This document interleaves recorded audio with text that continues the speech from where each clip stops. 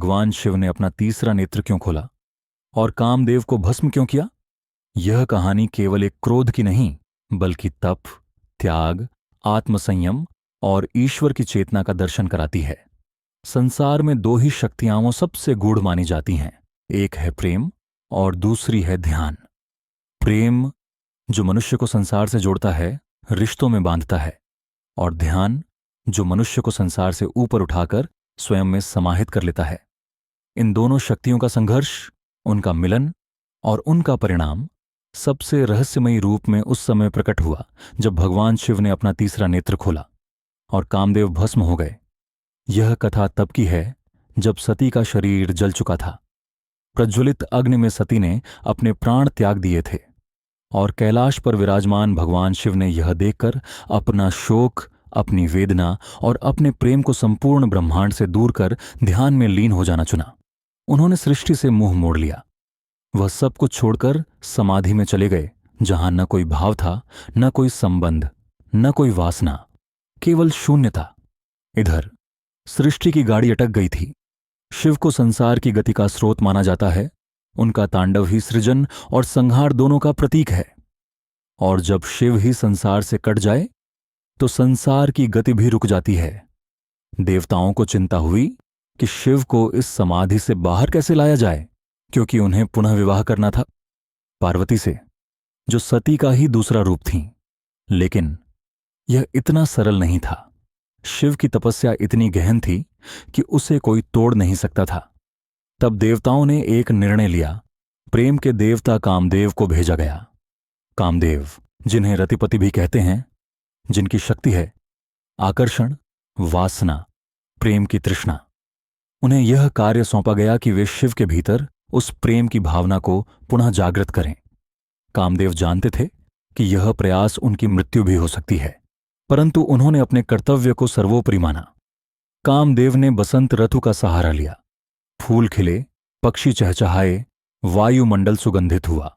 वह समय था जब प्रकृति स्वयं प्रेम के रंग में रचबस जाती है। ऐसे वातावरण में उन्होंने अपना बाण भगवान शिव की ओर चलाया।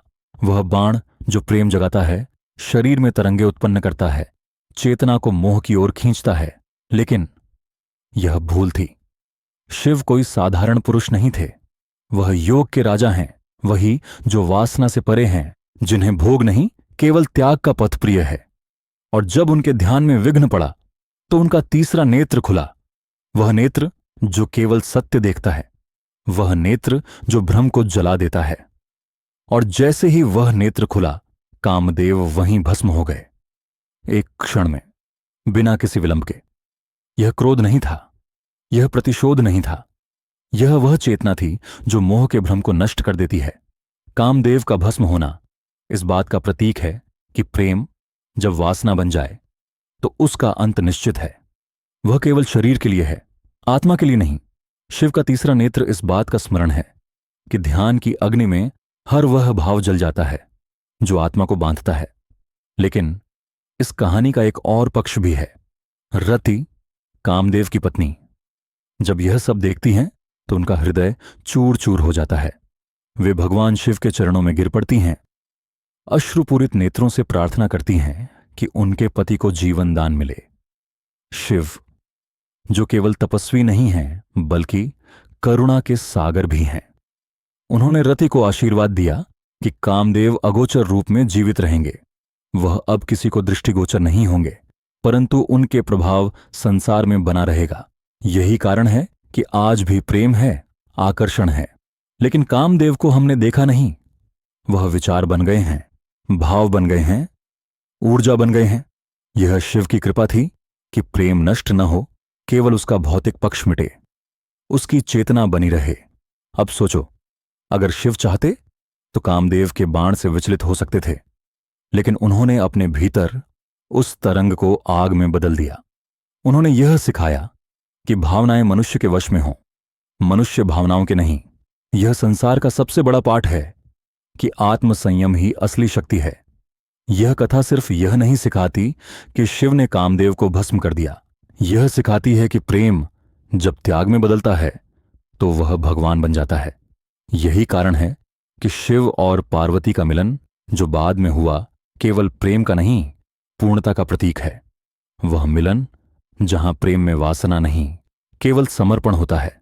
कामदेव का भस्म होना कोई दंड नहीं था, वह एक चेतावनी थी।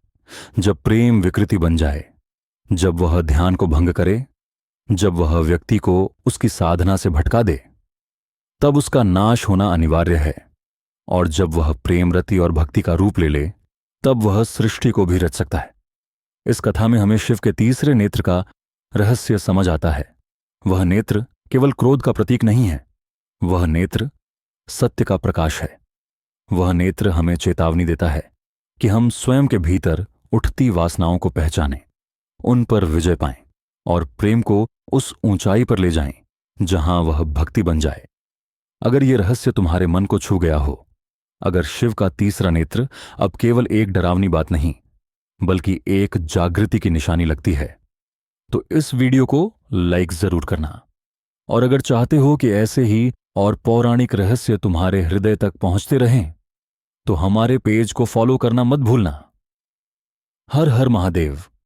जय श्री राम। ओम ओम।